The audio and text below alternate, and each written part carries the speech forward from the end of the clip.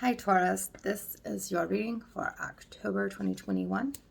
Take what resonates, leave what doesn't. I've already shuffled your cards, so let's get into it.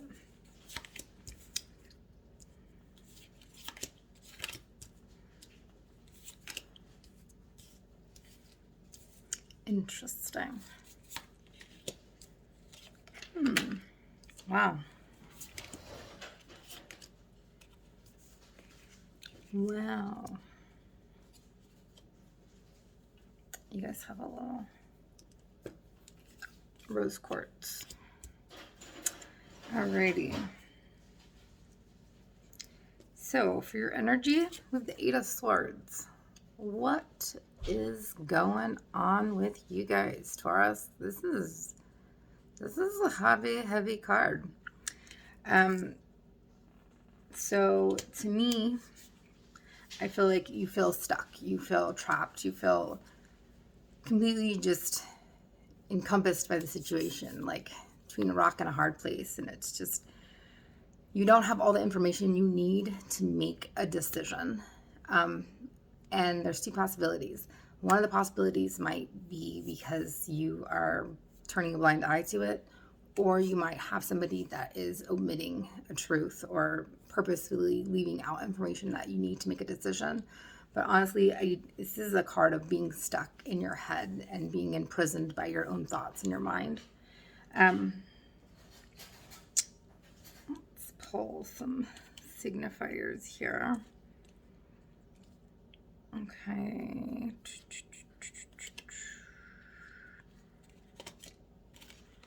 Alrighty, so in the past, I have the Hanged Man.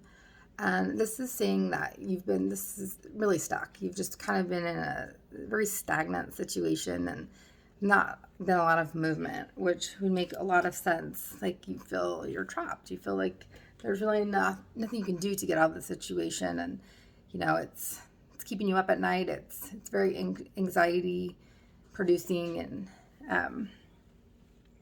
it's giving you a lot of stress. And again, like mental prisons, I mean, it may as well be a physical prison. If you feel trapped, you're trapped.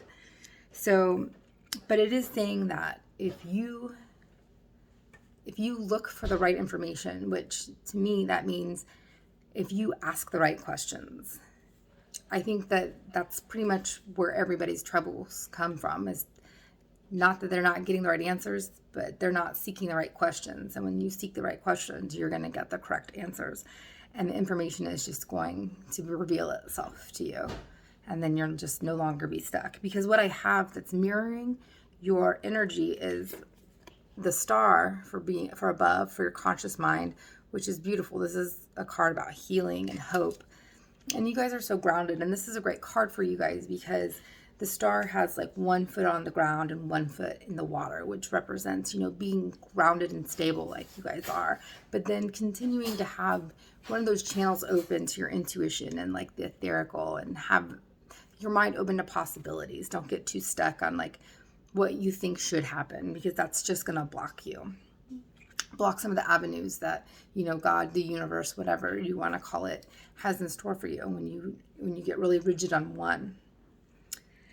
Because what you have below your unconscious is the Two of Cups. This is badass. This is like the love card. This is like the romance card. Sorry, the glare is kind of weird. People think the Lovers is like the big card. I disagree. This is it. So I feel like you have love. Like, we're going to see a little bit more about what this is about as the reading goes on, because it's a little confusing where it's sitting. But it's good because you do have this really crazy like energy that you feel trapped, and it's just very stressful, chaotic, quote unquote negative energy, and you have it sandwiched between these like beautiful like healing and love. So what's going on for us? We'll come back to this, because your challenge, King of Cups, it's a challenge card if I ever saw it. Flexibility. Okay. So King of Cups is all about emotional control. You may have a few issues with that, but don't we all? So the King of Cups represents you keeping calm and staying cool regardless of what's going on in your environment. Like, this guy is like chilling. He's in the middle of a freaking ocean and the sea is just chaotic. It's just, there's a storm, there's waves, and he is chill. He's not moving because he doesn't count on his environment to stay peaceful and harmony. He counts on himself, because if you let the environment around you dictate your emotional stability, you're in for a long, unhappy life. So this is saying, like, don't react, be more conscious to respond, and be flexible to your situation. I think that is perfectly describing you guys, because you guys are super practical and grounded and hardworking, and you know what you want, and that's amazing. But the flip side of that is sometimes you guys get a little bit too rigid. You're like, this is how it has to be. And this is saying you've got to be flexible to your situation. It's kind of like how water is probably like the most powerful element there is. It's not, all these crazy natural disasters and like force and friction. It's water. Water can take out the Grand Canyon. I mean, water can erode things over time with strength and force like you wouldn't believe. So it's saying, know who you are, be stable in yourself. Don't let your environment dictate your reaction and your happiness level, but be flexible to what comes in. Because again, this Eight of Swords is saying that you want it to be a certain way, and if it can't be this way, you don't want it. And okay, now I understand. And I feel like you have love coming in. I don't even feel like you have love coming in, Taurus. I feel like love is here, but you're not seeing it. Now, okay, I think this is you. I do. Okay. Wow. Because in your near future card, or your soon to be future card, you have the Seven of Wands. So this is a really defensive energy. So I feel like, oh my goodness, because you can't see shit, because you are so imprisoned in this case of like your rigid thinking and how you think things should be, like the relationship you want to be in, how you want shit to go.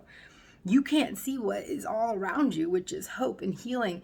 And I don't think love's coming in. I think love is here, and I think that you're not seeing it. It's right in front of your face.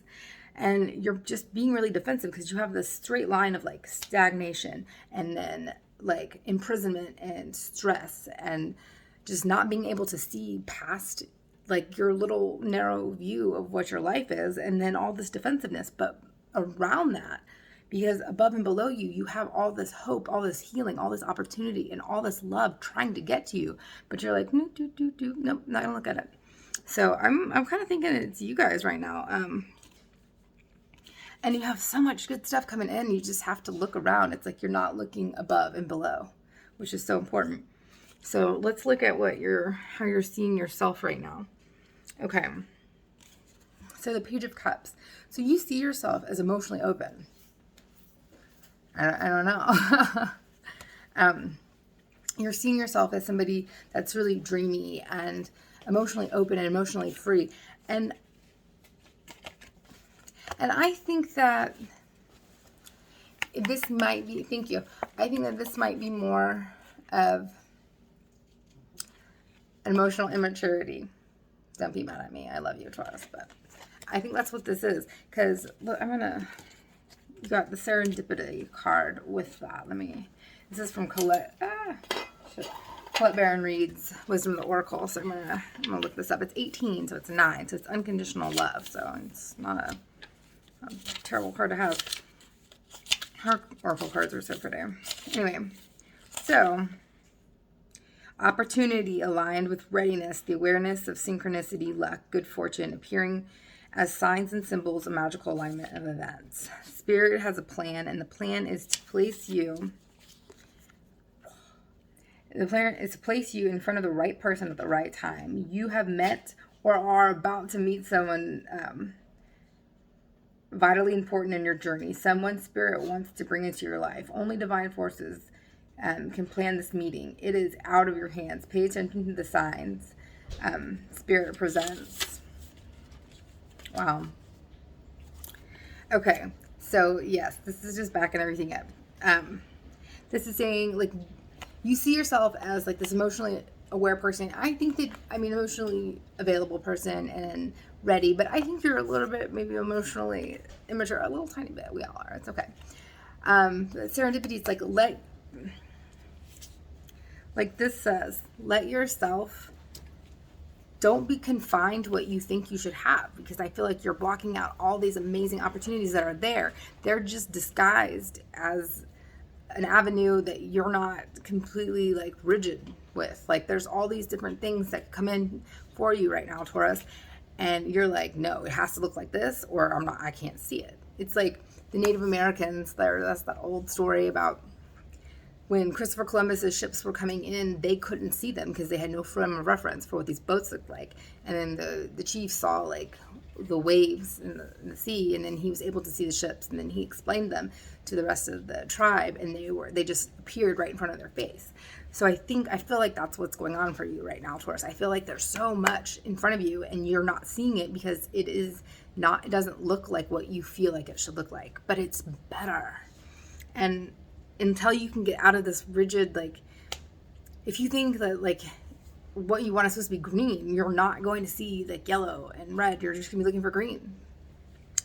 And I hope I'm making sense. I mean, I don't know, who knows.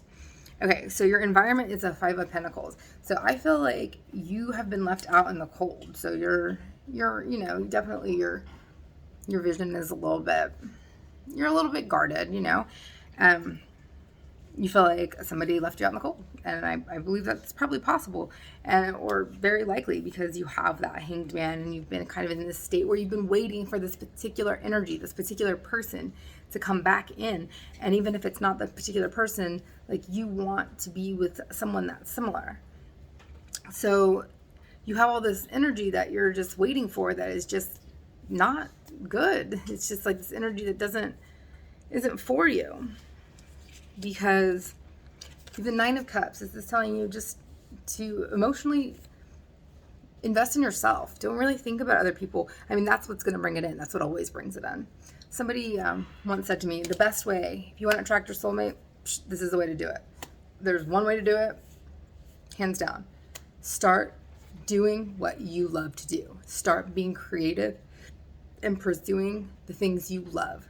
When you do that, that's when you can attract your soulmate in, because you will never attract like a real person that's amazing and fitting for you until you're doing your thing and you're in your element and you're who you are, because you can't attract the person you're meant to be with until you're fully you.